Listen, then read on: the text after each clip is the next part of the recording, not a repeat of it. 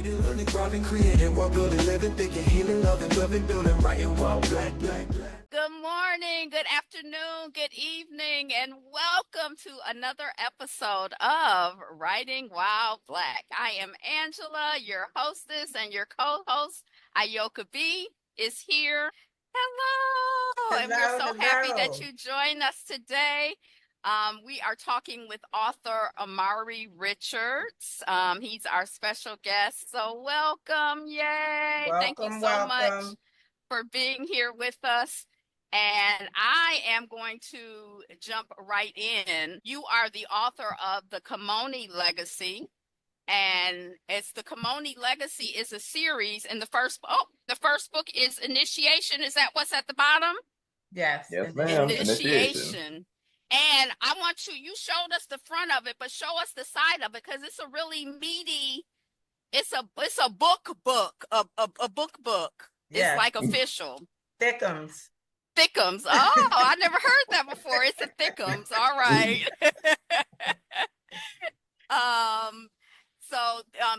So you're the author of the Kimoni Legacy Initiation, which is going to be, or is, I guess you're working on the rest of the series, the rest of the world. Is that correct? Okay. Yes, that's correct. It is tentatively scheduled to be a trilogy, but you know how these fantasy books go. It starts off as a trilogy, and then by like book 2 or 3, you add in like 5 different characters, and all of a sudden you have like 5 other books you need to write. Is that how fantasy trilogies go? I mean, that's how the fantasy series that I enjoy always go. It was supposed to be a trilogy, then the author's like, oh, let's do a book about this side character and this side character, and then let's go back 300 years and see what happened there, and then all of a sudden you have like 12 books to keep track of. Okay. So I have a feeling that's going to be the case. So I don't know what I enjoyed most. I'm about halfway through. I didn't get through but what I enjoyed most was the coming of age aspect. But would you characterize this as coming of age, fantasy, sword and soul, all of that, none of that? How would you describe your work? Yes, coming of age is actually probably the most accurate and most grounded portion of the story, as the story really focuses on what adulthood means to our 3 main characters, Kamau, Rizia, and Maslow. In Kamau and Rizia's case, they're on the cusp of adulthood, and they have to figure out what the heck adulthood means for them as a young male and young female. And then Maslow, he is 21 officially, but mentally he's a lot older because he's been at war since he was 10. So he has to reconcile with the fact that I never got to be a child, but I'm forced to continue to be an adult. But even with that, I still lack the trappings of true adulthood. So yes, coming of age is a proper description of the overarching theme of the story. I can't believe that he is 21. I knew that he had started young, being out there fighting, like literally fighting for his life and fighting for his land and his people. But 21, he seems very old to me. Like you say, he is definitely mentally older. Masilo yes. Is definitely an old, I don't know if he's an old soul, but he's old before his time. I was listening to something just now. Can you talk a little bit about the process of writing this story? Was this something that you just sat down and you like, okay, I have this vision, and a year later we have this book? Or was it a much longer, more involved process for you? It was definitely a much longer process because I had the initial idea when I was 15 years old, and I was reading a fantasy book, and it was a predominantly white cast, as most fantasy books were at the time. And then the main character encountered though sole important black character, and then one of the characters like, does she dye her skin? And then the other character's like, no, it's always like that. And then I was reading that at 15. I was like, why are they talking like they've never seen a black person before? And then I thought about it, it's like, oh, they grew up in the mountains and never seen a black person before. And then I thought about it again. It's like, oh wait, I don't see a lot of black people in the fantasy genre either.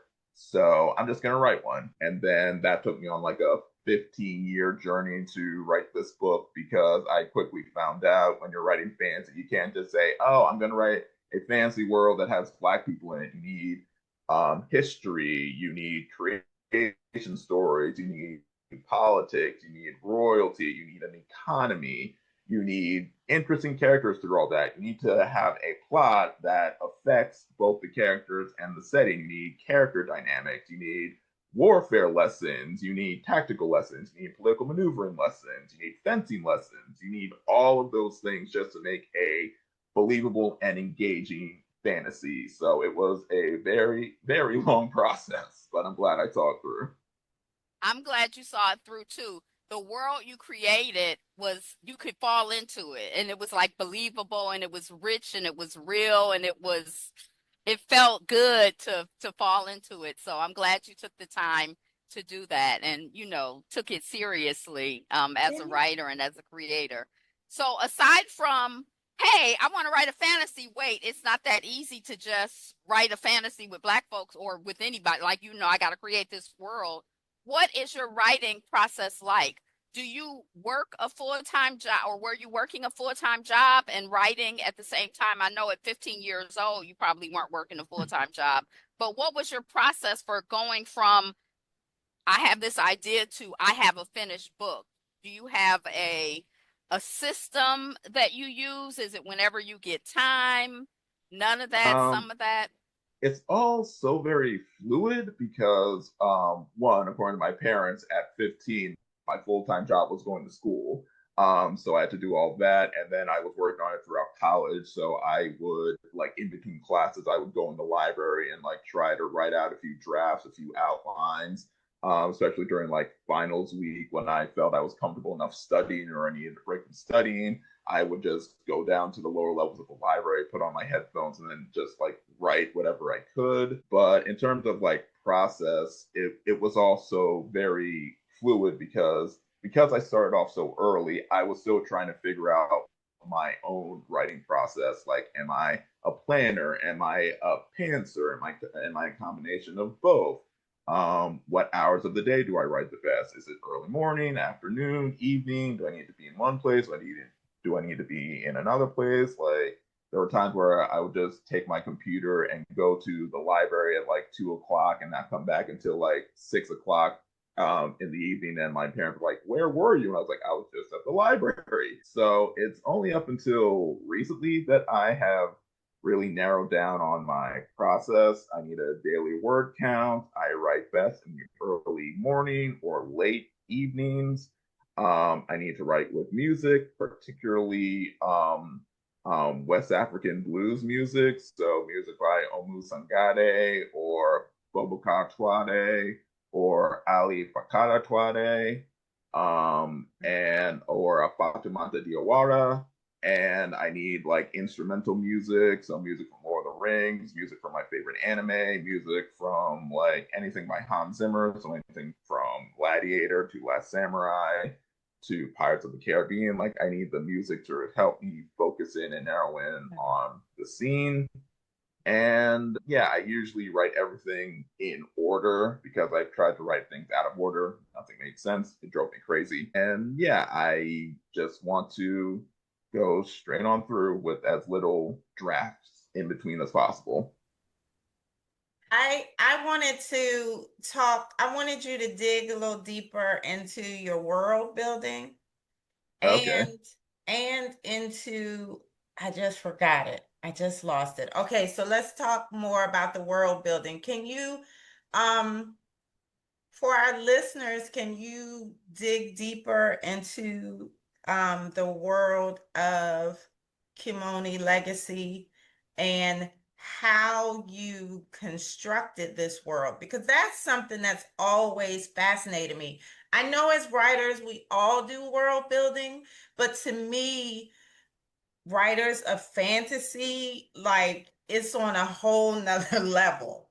And so can you kind of guide us through how you went about that? And I think research is going to come up. That's what the other question was about, but I'll let you tell us. Well, how much time do I have? Because I could talk for like 4 or 5 hours about the kind of research that I did. But I guess the starting off point was just trying to figure out the dynamics of royalty, because this isn't just fantasy. This is West African inspired fantasy. Right. So the political and royal dynamics in West Africa are vastly different than how they were in Europe. And then even when you say West Africa, that's still too broad. So are you talking like ancient Ghana? Are you talking about the Mali Empire? Are you talking about the Sonoke Empire? Are you talking about the Sotoko Caliphate? Are you talking about the Empire of Benin? Are you talking about the Moroccan invasion that destroyed the Songhai Empire? And then you have to narrow all that in. And then the hardest thing I found was there's very little material on pre-colonial West Africa in mainstream bookstores. I went into Barnes and Noble to look for research about African kings because I realized while I was writing, the only African kings I knew were Shaka Zulu and Mansa Musa. But yes, they're both kings, but one, they're on opposite ends of the entire continent, and they lived and thrived in completely different time periods. Mansa Musa was pre-colonial. Shaka Zulu and the Zulu kings that came after him were all colonial. So they had completely different mindsets, completely different systems, completely different cultures. So I went to Barnes and Noble to find any books about West African kingdoms, and then I only found books about the Blood Diamonds, King Leopold, or genocide or famine, stuff that really would not help me at all. And then I went to the person at the front desk and asked them, "Hey, do you have any books about Mansa Musa?" And they said, "Oh, I've never heard of that rapper. Do they have any new albums out?" To which I said, "Yeah, I was just looking for his new album, Timbuktu Timberlands. Thank you." It was very difficult just finding like significant materials, but eventually I found it. I can list as many as I can remember. I found pre-colonial West Africa by, I'm going to butcher his name, but his last name is Diop. That's like, I wish I had a copy of it, but it goes into the Mali Empire, Ghana Empire, and Songhai empires. Mm-hmm. And then there was the badass librarians of Timbuktu, which goes into the librarians of Timbuktu, the scholars who protected Timbuktu's history and manuscripts from various generations of invaders. There were several off the mainstream books about Mansa Musa and his pilgrimage to Mecca. I think there was a book called African Kingdoms by an author named Gomez. He really goes in depth about every African kingdom, Mansa Musa's reign, how these royal families worked. And I just absorbed every bit of research I could find. And the trick is you can't copy it directly into the book. You have to add your own spin to it. So it was mostly about pattern. A lot of world building is pattern recognition. So it's like, if this war happens, then based off of the wind conditions, this happens. And then if this happens, then this happens to the royal family, this happens to the common people. And if this happens to the common people, then this happens to the economy. And if this happens to the economy, this happens to the royal family. And the royal family reacts this way, the commoners will react this way, and so on and so forth. So it's all about recognizing the patterns of history and applying those patterns to the story and world that you are setting up.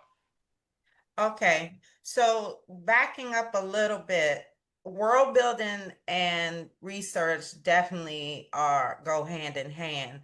But as a 15-year-old, when you first had the idea, if you can remember, I want to ask, what world were you imagining? The world, like what it looked like, who was in it, what you wanted to call it? Do you remember like those initial, before you got into the research, like your initial idea, like I'm just so curious. I initially envisioned a world based off of how my parents remembered the Commonwealth of Dominica when they were growing up. Okay. Because my parents would tell us stories of my parents and my grandmother would tell us stories about Dominica when they were growing up and even before their time, and they always framed it as like this very vibrant and active and almost bountiful place where not only did everybody know each other, but every corner had some kind of story behind it. There were witches in the bushes. There were sukunya living next door. There were creatures called the lugawu by the river. And like it was this place that was filled with all kinds of mystical creatures that no one's ever heard about. One of my favorite stories was the moss, which is this creature that comes out in Easter where you put a stone in a rooster's hand on the eve of Easter, and then the creature comes and lays an egg, and then you have to take the egg and hatch it, and you have to tell the creature, I am your master, before the creature says, I'm your master. And if you say, I'm your master, the creature is now bound to you, and then it helps you get stuff and gets prosperity. But if the creature says, I am your master, then you are bound and you are bound to it, and then it makes you do all kinds of horrible things. And it was used to explain why someone suddenly had a sudden change of heart or change of morality overnight almost. And it was just all kinds of fun and interesting and almost scary stories. And when I came up with the initial idea for the book, I wanted my world to resemble that. Oh, thank you for that. Once upon a time, I never read fantasy because I thought that was a white thing. Right. And so, and I know that there are a lot more Black readers getting into fantasy because they're realizing there's this whole rich genre that they didn't know about, especially that's steeped in African cultures specifically, but across the diaspora, right? Right.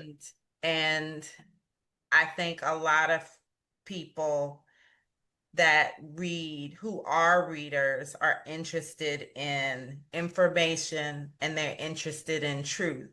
And we now know, some of us always knew, but we now know that when we read, even when it is fiction, we are learning, right? Mm-hmm. So I think a lot of people now, they want to know, especially with books being banned and history being rewritten. I think a lot of people are less intimidated picking up historical fiction or even Sword and Soul versus nonfiction that they feel like is gonna, be like studying for school, so to Mm-hmm. speak. I love nonfiction, well, some, but it can be heavy, it can be dense, and people Mm-hmm. want to be immersed in the world. So I appreciate and applaud all of the Sword and Soul that is out there for us and all of the Black authors that are doing it. Because I mean, just since we've been doing this show, I've I've read a lot that I never even knew existed. So thank you. Yeah, my father always liked to say sometimes the best way to teach people is to trick them into learning something. So, and he said the best trick is always a good story. And back on the island, my dad was a sort of storyteller. He and my mom were part of a improv acting group, and they would just go around telling stories, doing skits and everything like that. They'd be sharing information about Dominican history of the diaspora through storytelling, because while they were colonized, the English didn't like them telling straight up history, so they would tell stories. So they would tell their history through these stories, these dances, this music. You answered my question. I had a question about the oral tradition in your family. Yeah, they were and still are big storytellers. My grandmother, who was 100 and just turned 101 last month, is still a huge storyteller.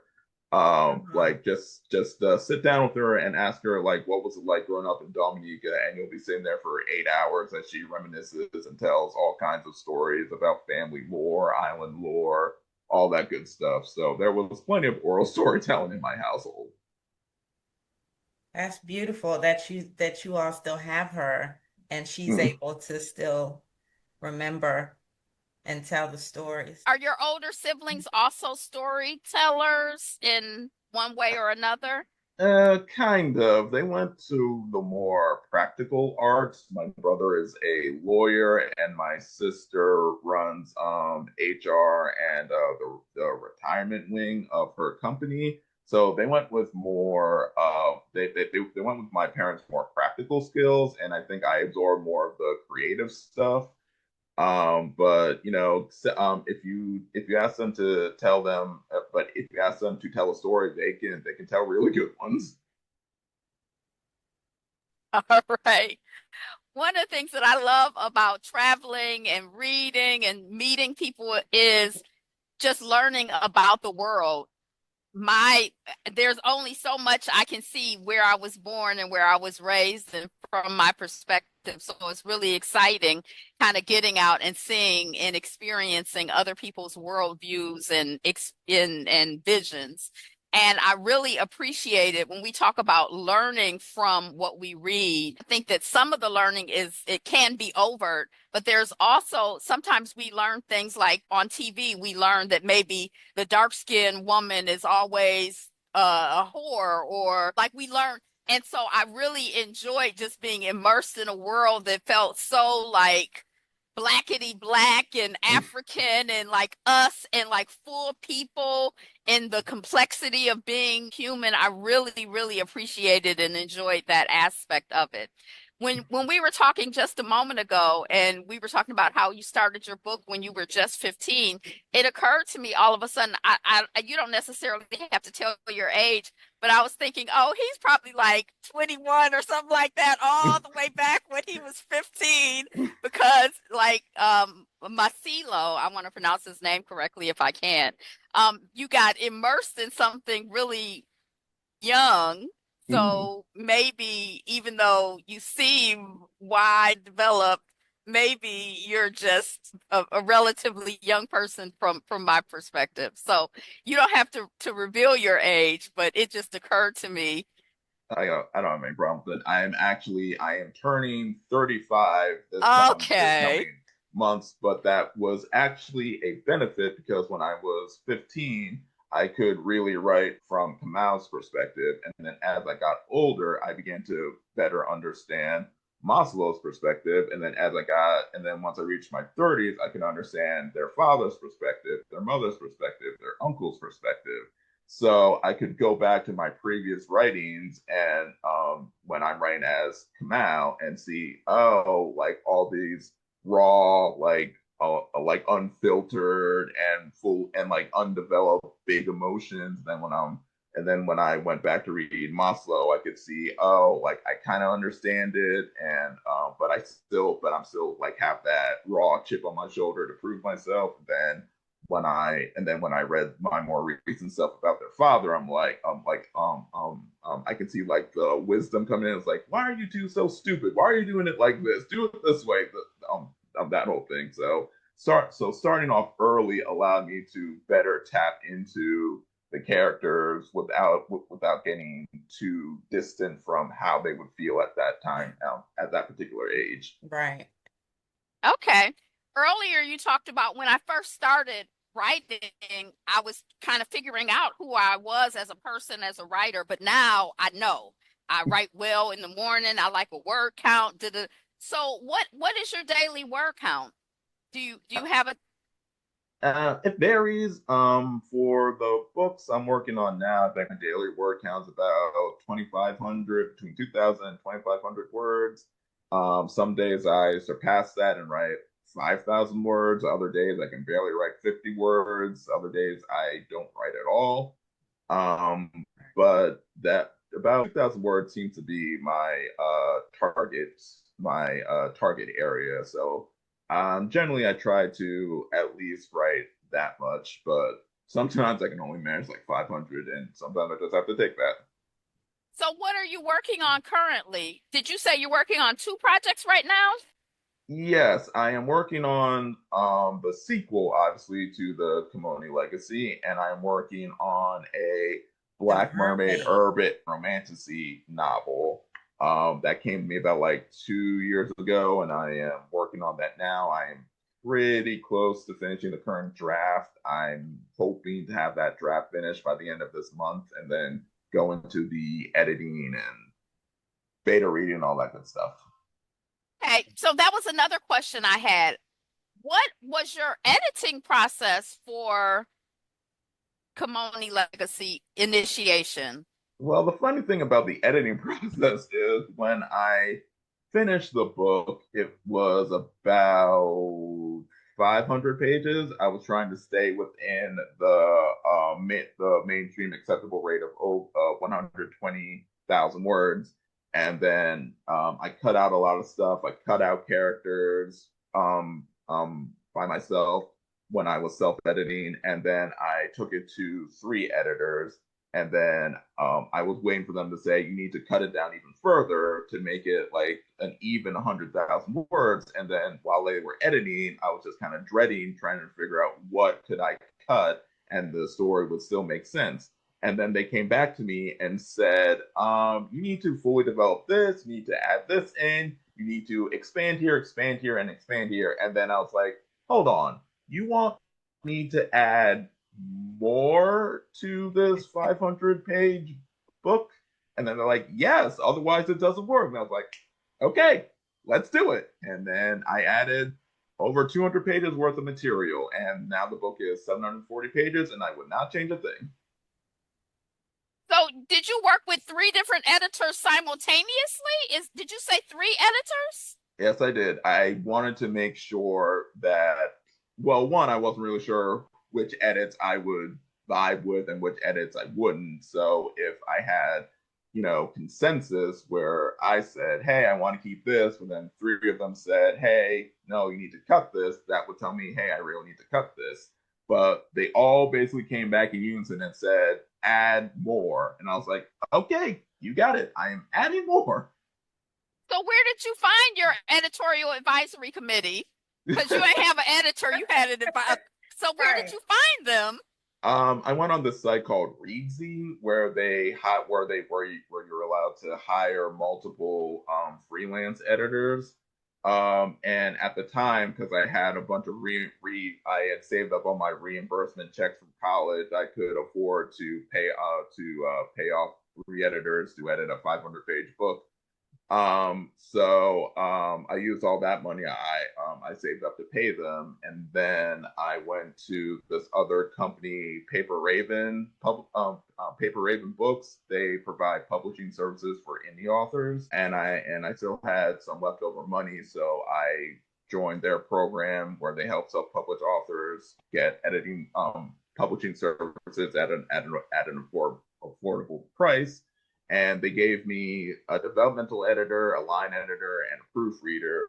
So that really helped. But by the time I got to them, the story was already pretty edited. So they didn't really need to do much except fix typos, which was really cool. So yeah, I had like a whole team behind me because I saved up all my reimbursement checks. And I was going to ask, were they, like, when you hired them, did they have different roles? Like, was one a developmental editor, was one a line editor? But okay, that was the second wave of editing had those different types. Okay. So moving forward with your newer projects, is your strategy the same when it comes to editing, or is more or less. I mean, I'm a little more confident in my writing now, where I don't feel like I need 3 editors so I know what I want, I know what I'm about, I know what the story is about, so I don't think I need as many editors, but I do need at least one editor who really understands what I'm trying to do. Yeah, and I'll probably go to Paper Raven and Reedsy again because they just made the process easier. But yeah, it will be interesting the second time around, like applying what I learned the first time around. One of the things I noticed when I was reading your work is that some words were italicized, and the whole world, there were so many words that were new and unfamiliar. I was sort of, speaking of editorial decisions, I was sort of curious. I don't have the book in front of me, but why is this word italicized? Because the whole world, like not almost every word, but there were so many unfamiliar words that I didn't understand that editorial choice. Oh, that was one to emphasize, like, helping the reader to remember this particular word because it's going to show up throughout the book, so you need to remember what it is. but it was also for my own benefit to help me remember what that word is, because if I ran into it while I was writing, I was like, what does that mean again? So I could flip back to earlier in the draft, find the italicized words, like, oh, that's what he's talking about. He's talking about the foot soldiers. He's talking about this religious concept. He's talking about this aspect of the religion, that kind of thing. But did you use a writing program? Do you have notes all over your wall with this is this person, this is this character? Like, how did you keep track of everything? I'm really more of a no fuss kind of person, so having like notes on the wall and everything is too troublesome. So I just have a bunch of files on my computer and on my phone. I think I have over like 50 different outlines on my laptop just for this one book, and then I think I have like 10 different outlines for my mermaid book, and I think I have almost 200 little notes in my phone, so I can refer to them basically wherever I am. Is writing your profession or is writing something that you do on the side? It's definitely a profession considering how much time I put in and how much it drives me crazy. So it's definitely a profession at this point. Okay. How to people who are new to Sword and Soul, if you were giving them sales pitch, a little elevator speech on the Sword and Soul genre, what would it be? Sell me on it.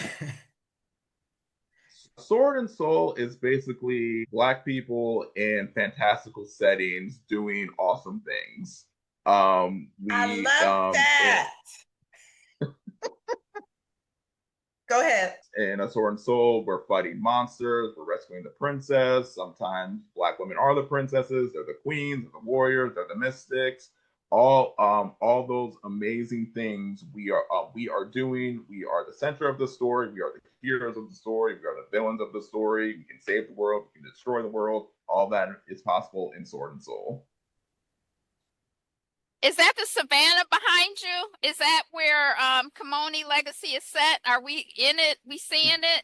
Yeah, that's that. Yeah, this is like a rendering of the Kitwana Savannah, basically. It's not perfect, but that's basically how it looks like in my head, generally speaking. Okay. Yes. I love that. I love that it's your backdrop. Right, Let right. people see it. Yes, I love seeing it. So, do you like traveling? I feel like I'm traveling when I'm in your world. Do you enjoy traveling? I do like traveling. It's just that as I was writing, I really couldn't afford travel. So I really had to come up with all these concepts based off of YouTube videos, stock footage, listening to a lot of people describe these places and just kind of fill in the blanks with my imagination. I could never, at the time, I could not afford to go to Mali or Ghana or Cameroon or anything like that. Those places are definitely on my travel list, but while I was writing, I could not afford to go there. You said while you were writing you couldn't afford, but now that you put the book out and you're like raking in all the dough, you have all of the resources for traveling. Because I know you got the answers for us independent authors so that we too can travel. Because I like to travel. So how since you put the book out, you worked on it and then you put your heart out into the world, what has your experience been? And it was published in 2023, so it's a few years old. Yeah, it's okay. It just turned 2 years old in June. So far the reaction from readers has been really great. Just been, like I've gone to several book festivals and one of my favorite things is when people pass by the table and then they just linger on the cover, and then that's usually more than enough for me to get like reel them in and like give them the sales pitch and everything like that. And even if they say, "Oh, the book is too long," about like 40 minutes later, they come back to my table and say, "I couldn't get your book out of my head, so I'm going to buy it right now." So that's been really great. The online connections I've made with people who are discovering the book or are reading the book or read the book has been really great. I've connected with all kinds of great indie authors. It provided a lot of opportunities for me. I got to travel to Los Angeles to be on a panel about Black fantasy this year. I'm going to be at the Mahogany Books Black Book Celebration tomorrow, August 2nd. Yeah. So that's going to be cool. My wife gets to meet Kennedy Ryan. She's a big fan of her books. So yeah, the opportunities have been really, really great. Financially, just to be transparent, has been kind of up and down because the trajectory for indie books is really profitability is like a slow and steady stream, like especially with like printing and shipping and distribution and everything like that. So that aspect is kind of up and down. So you really have to measure based off of the connections you made, how many people enjoy your book, how much you're enjoying your book, and just really being open and honest about what it is you are looking to get out of this particular path. Correct. So is traveling and meeting what's your favorite part about being a writer? What do you enjoy most about it? Well, may basically decide on my own hours. Basically, that is probably the best part because I can get up and say, "Oh, I don't really feel like writing right now." I'll just play a video game really quickly, or read this book I've been wanting to get into, or just take a walk or something. And no one's going to be breathing down my neck or anything. I don't have an agent saying, "Hey, I need 20 pages by the end of the day," kind of thing. I can just basically say, "Okay, I will get to it when I want to." But I mean, there's still a lot of discipline involved because if I don't have the discipline, the next book is never coming out. So you do have to give yourselves your own personal deadlines. Like I gave myself a deadline to finish the Black Mermaid draft by the end of this month, just so that I can just really keep the momentum going. So yeah, the best part of being an indie author for me is just the overall freedom to work when I want, create how I want, and just really solidify my process without having to dilute it for the sake of somebody else. And what do you find most challenging, or what do you hate most about being a writer? Marketing and budgeting, because so much of being an indie author, you spend more of your time trying to get people to know about your book than actually writing the book, if I'm being 100% transparent, because you Yeah. can write an amazing book and spend all this time and energy getting this book out there, but if no one but you was talking about it, if no one but you was reading it, then it doesn't really mean as much. So the biggest challenge I'm finding is just getting people to check out the book at least online, because when I sell in person, I get a lot of people interested, but when you try to market online, you're competing with algorithms, you're competing with people with less than 2 seconds of an attention span, especially on TikTok.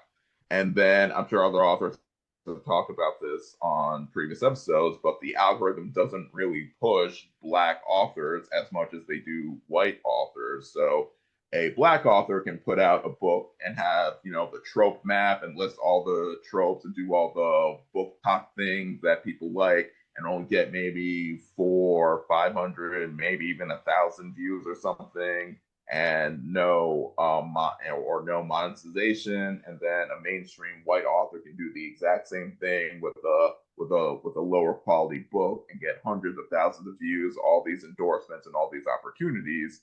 So it's really a matter of just like pacing yourself so you don't burn yourself out trying to do that, because I realize that that's not really where I want to be, because the people who really go the companies that really go into those books, they push out lower quality books, and I really don't want to be a part of that. Right. So for me, the goal is to build a strong enough fan base, a passionate enough fan base, that they will not only push me to not only write faster, but write even better books, and they will hopefully just be with me for the duration of my author journey, if that makes sense. Yes. Okay, so one thing I just want to amplify, or I wanted to pause with, is you know, all of the things we fighting as an author, we're fighting the algorithm. And it feels like the algorithm is like the system of white supremacy. So I really, you know, I'm like, yeah, the fighting the algorithm is a conversation when you're in digital spaces, which more and more, many of us, most of us, all of us are. I wanted you to tell me a little bit about the numbers. When you were talking about research earlier, I was wondering what percentage of your time would you say was spent on research and what percentage of your time would you say was spent writing? It felt like, so what do you have a sense of that? Do you have any thoughts on that? Well, I think within the first 2 to 3 years, I spent like 85% of my time just researching because I tried to, because when I got the idea initially, I tried to do National Novel Writing Month with the store idea, just get the book out there and just edit it from there. So National Novel Writing Month is to write 50,000 words within the month of November. And then when I was like 15, I tried to sit down and just really write the story. And then I realized I don't know anything about African kingdoms, African royalty, West African warfare. I don't know anything. So I could not write the story because everything I wrote was European based, or because I watched a lot of Japanese anime, it was Japanese based. I had no sense of the West African identity. I had no sense of the West African culture. So I couldn't write the story until I actually learned more about it. So those first 3 years I spent just researching everything I could find and barely writing at all because there was no context, there was no sphere for the characters to refer to. So yeah, those first 3 years was just nothing but research. Okay. And then the other set of numbers I was curious about is the proportion of writing to promoting. You're working on two projects now and you're also promoting. Mhm. So what would you say your percentage is if you've thought about it or have an answer? I haven't really thought about it, but for the most part, I do try to put up one, like I try to do just one social media thing and then just put it on different platforms. So I will make a TikTok video, put it up on TikTok, put it on Instagram, put it on Facebook Reels or whatever, and then put it on Threads and call it a day, and then go back to writing because social media marketing is very draining. Like you have to be creative, dynamic, witty, funny, etc. And that's all stuff I'd rather put in the book rather than a social media video that people are like just gonna scroll past after 2 seconds. I mean, I was able to gain a following. I have about like 2,000 followers, which is pretty good, pretty manageable. But yeah, like I really don't want to spend too much time on social media because, like I said, the algorithm is a crapshoot. It's so random. Like people say, "Oh, do X, Y, and Z, and you'll go viral." Then you do X, Y, and Z, and nothing happens. So it's like, what am I doing? And it's not worth the headache. I would rather just write and then just do what I can with marketing, and then whoever shows up shows up.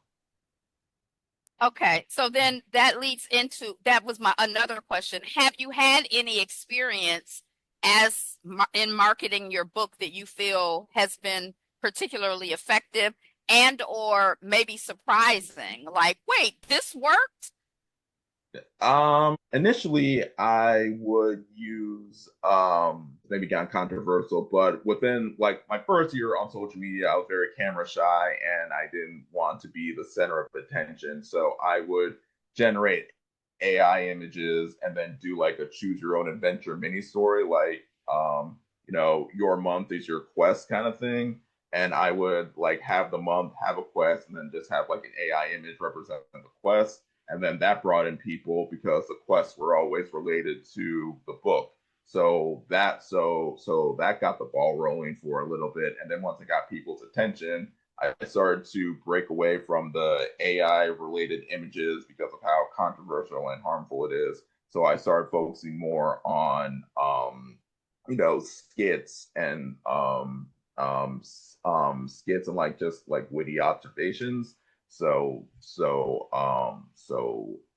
That got me some attention, and then I would read passages from the book or just share the book cover or just generally talk about the book. One of my more popular videos right now is just me telling the synopsis of the book for 2 minutes, and that got a lot of attention.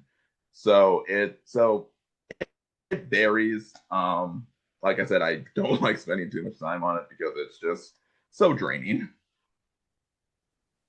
Okay. Thank you. It's a generational story, the Kimoni Legacy. And so can you talk about the importance and the importance of family for your trilogy? I'm gonna call it a trilogy. Yeah. Well, family is like just about everything because when you study West African cultures and societies, it's a very communal society where multiple generations live in one house. There's the extended family, the uncle you can play the role as the father, and the aunt can play the role as the mother if the parents are, out of commission or what have you.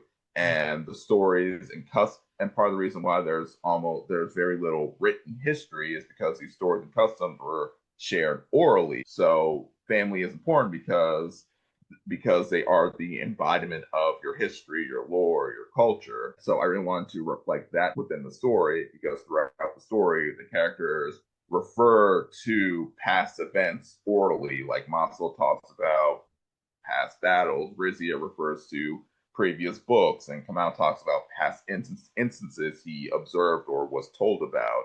So all of that just builds a sense of culture, identity, heritage, and then hopefully it makes the readers understand what it is that these characters are trying to achieve by going after this particular legacy. Okay. Thank you for that. That's one thing I can definitely say. I say this to Angela all the time, or anybody. We are a communal people. No matter all of everything that has happened, I believe we never lost that. It's intrinsic. And so when I read Black authors, that is an underpinning that is always there. It's always there. It's like breathing, where you don't always see that. Well, I see it in other cultures. If I read a book by a non-white author, you see it there. But you don't, that is something that is very distinct to melanated peoples. Let's say that. Yeah, that was something else I really enjoyed. Like everybody was a cousin and like all of the like how people I was like really vibing with that. And then the how you like some people and you don't like some people. The complexity of the characters I really enjoyed. Okay, so but when I was reading, some of the characters seemed like they maybe had a cone head but in the imagery that I've seen, like the cover, and then I might have seen one of your AI videos, everyone is, is aesthetically very accessible, like as attractive people. But when I was reading the book, I was like, okay, well, maybe in some context that might be attractive, but were you able to generate images that reflected the characters in your world?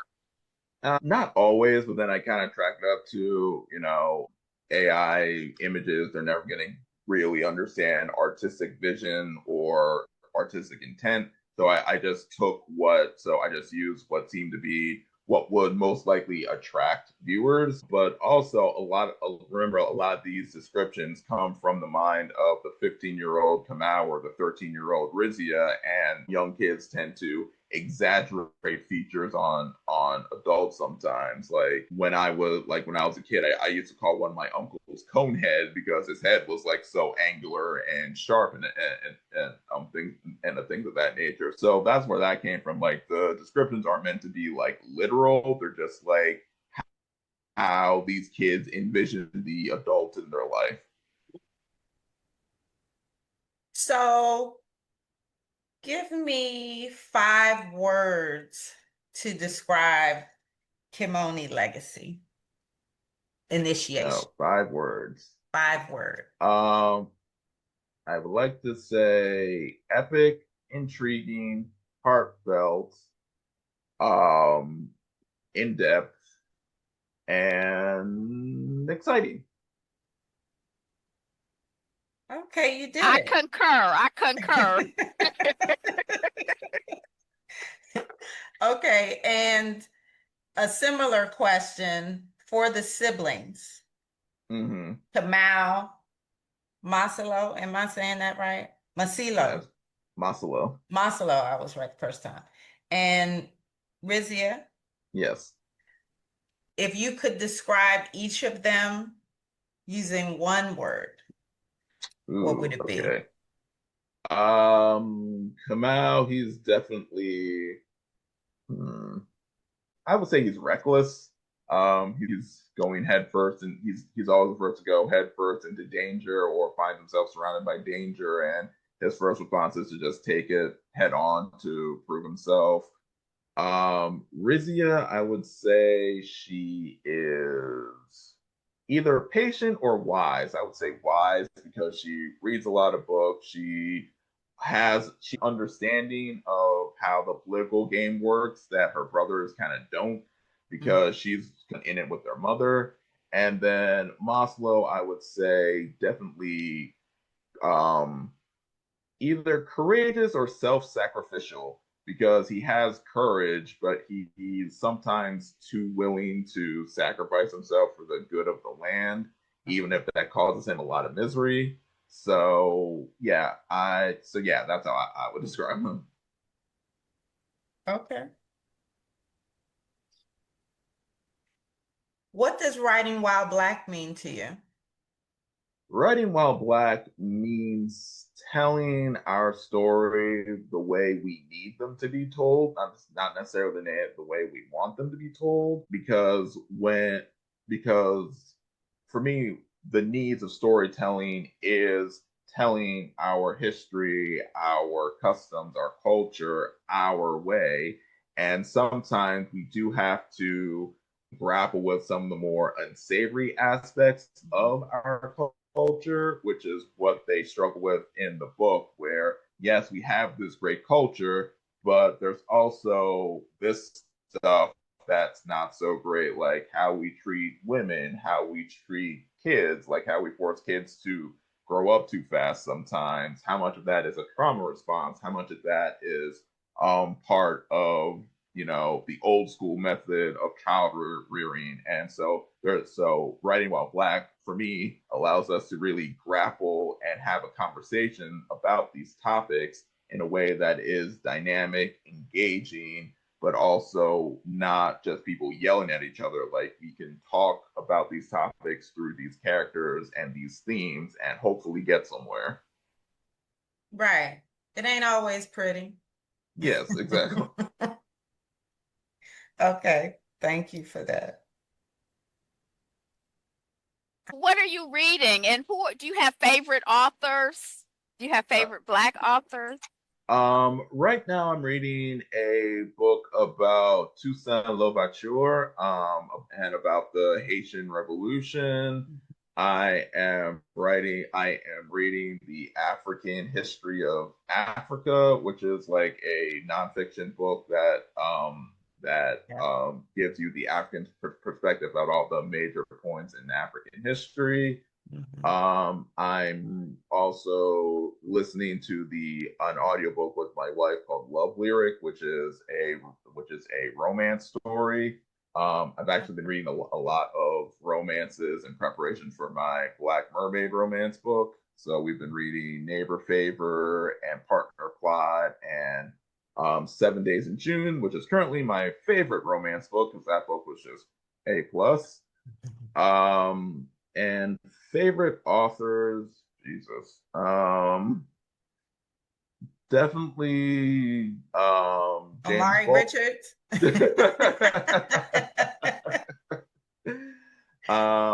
Probably James Baldwin, Richard Wright, Alex Haley, Chimamanda Ngozi Adichie.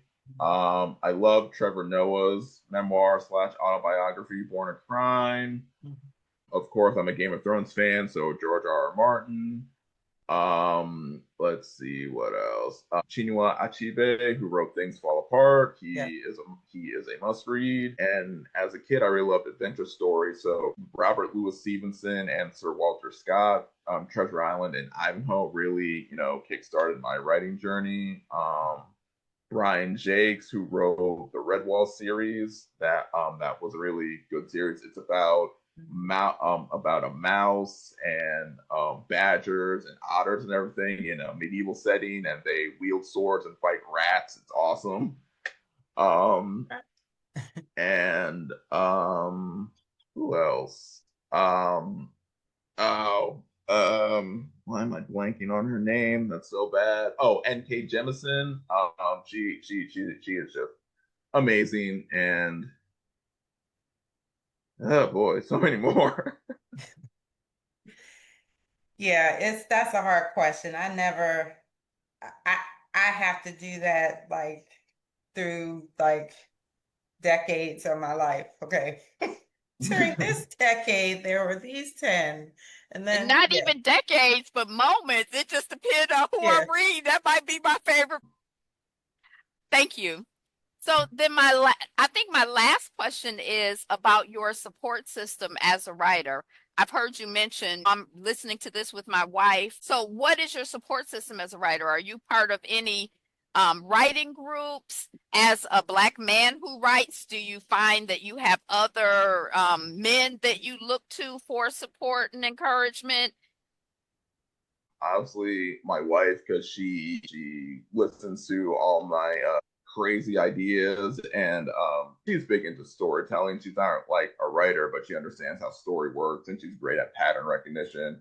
So if I say I'm having trouble with this scene, she's like, "Oh, well, you mentioned A, B, and C before, so that means you can do X, Y, Z here." So that always helps. My parents, they're always a great support system. They've been encouraging me to follow this dream since I was like 7 or 8. So any and all progress I have, they are just behind me 100%. I have several writing friends, Black women, Black males. We exchange information, we exchange stories. One of my writing friends, Jordan Hampton, he just came out with a book called World of Yanesu, which is another Black fantasy book that I would highly recommend. It's really good. He went through a lot of research. He created 4 different languages for this book. So if you're interested in that, I would reach out to him as well. We've been exchanging plot ideas and chapters for a couple months now. It's great. And yeah, like my brother and sister, they're always great to bounce off ideas, and even my nieces and nephews, because they're getting into storytelling themselves, so they come up to me and ask me about stories that they're writing, or they always say that they're excited to hear about my upcoming stories. So if nothing else, if I'm ever stuck or think about quitting, I'm like, well, they'd be really disappointed, so I better keep going. So yeah, that is my support system. It's almost all family. Yeah. Right. I was surprised by that. I was like, oh, he has family that's really engaged. Yes. It's Good for you. beautiful. Yes. So then I want to give you an opportunity to say anything that you feel that you wanted to say coming on, or anything that you feel that we didn't ask that you wish we had asked. Anything that you feel is important to know about Omari Richards in this context? Let's see. No, I mean, not really. there's nothing really special about me or anything like that. I just know what I was looking for. I knew what I wanted to get out of writing, and I just had the discipline, the support system, and the guidance to really get it done. So I'm really happy with how the book came out, and particularly I'm really happy with the way Reedsy came out, because she was a character I really struggled with, because she's 13, but she doesn't have any martial ability like Laszlo. She's not attached with any magic like Kamau. So she just has her brain and her speech ability and her knowledge of politics and history to make it through her challenges. So her character was really hard for me to get down, and I was really kind of unsure about how she would come off. But from everyone I talked to, Reedsy is their favorite character, so I guess I'm doing something right with that. I don't know if I have a favorite character, but you're definitely doing something right. So keep going. Do you have a playlist that's public? Like you mentioned a lot of music earlier, and I'm curious if you publish your playlists anywhere. Not really. I honestly wasn't sure if anyone would be that interested in my playlist or whatever. So, I mean, if people are interested, I can like post my playlist that I listen to while I'm writing or something somewhere. Yes, pin it on your IG account. Yes, people love that. I'll download it. Okay. Angela will. I'm not as musically oriented as Ayoka, but when you started talking, I'm like, what? Like I wanted to hear more. I'm like, wait, who, when, where? Some of the artists I recognize, but a lot of the artists I didn't. So it would be nice if you ever considered doing that. All right, then I'll definitely look into that.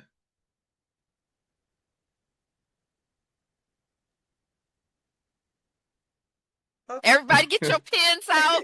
I don't know if these people are going to cooperate, but people out in the world, get your pens out.